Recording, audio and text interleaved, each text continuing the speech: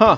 Wasn't expecting this. Yoshi's Island was actually not the first Yoshi game made. That was this game, unhelpfully titled Yoshi, which was released on both the NES and the Game Boy in 1991. It was actually developed by Game Freak, the Pokemon devs, and the music was made by longtime Pokemon composer and producer Junichi Masuda as one of his first works, which is pretty wild. I have never listened to or thought about Yoshi's music before, so let's see what I've been missing. We'll start with the NES game first. There are 3 level themes, each one named after a Mario power-up. The mushroom theme is quite upbeat and plucky, maybe not really fitting a puzzle game, but definitely fitting the cheery attitude of Yoshi.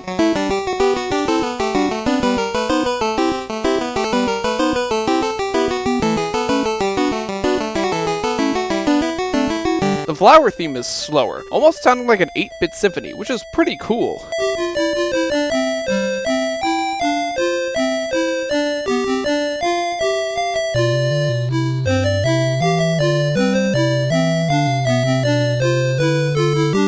And the star theme is probably my favorite, very reminiscent of what Junichi Masuda would later compose for Pokemon Red and Blue.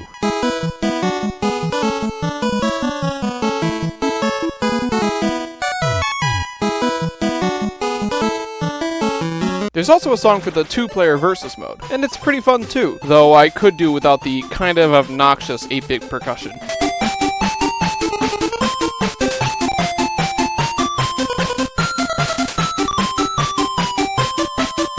That's it for the NES version, so let's see what the Game Boy version has in store. The mushroom, flower, and star themes have the same melodies from the NES version, but sound a little different thanks to the Game Boy sound hardware. I think the mushroom theme actually sounds better on Game Boy. It just sounds a little bouncier to me.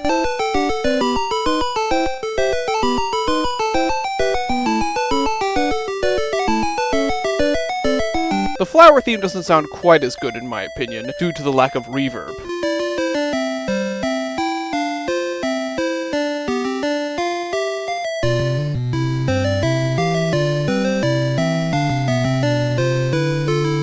The star theme sounds even more like a Pokemon Gen 1 theme, which makes sense as they're both on the Game Boy.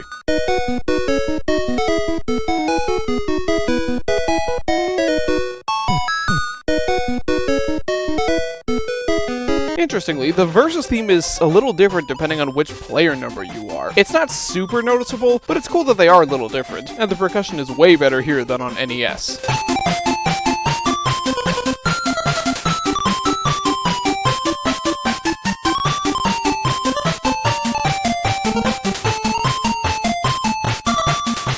I wasn't expecting much when I started listening to Yoshi's music, but I was pleasantly surprised. There's not much here. Aside from the 4 stage themes, both versions only have a title theme, a theme for when you clear 3 levels, and a bunch of jingles, but I enjoyed what was here more than I expected. The songs are pretty complex and long for 8-bit music, which is wild to say about a silly puzzle game starring Yoshi, but I'm not complaining. I actually like these soundtracks more than Yoshi's Crafted World, so they're going above it, at 86th place for the NES version, and 85th for the Game Boy version. I don't think their music is as memorable as Dr. Mario's though, so this is as high as they go. I'll see you next time for the next episode of Nintendo Music Weekly. This was a short one, I know, especially after over 2 weeks without a new episode, but sometimes that's how things roll. The Star Fox sneak peek we got last week was awesome though. I can't wait till we get the full soundtrack for that, alongside maybe the other Star Fox games coming to Nintendo Music. Please?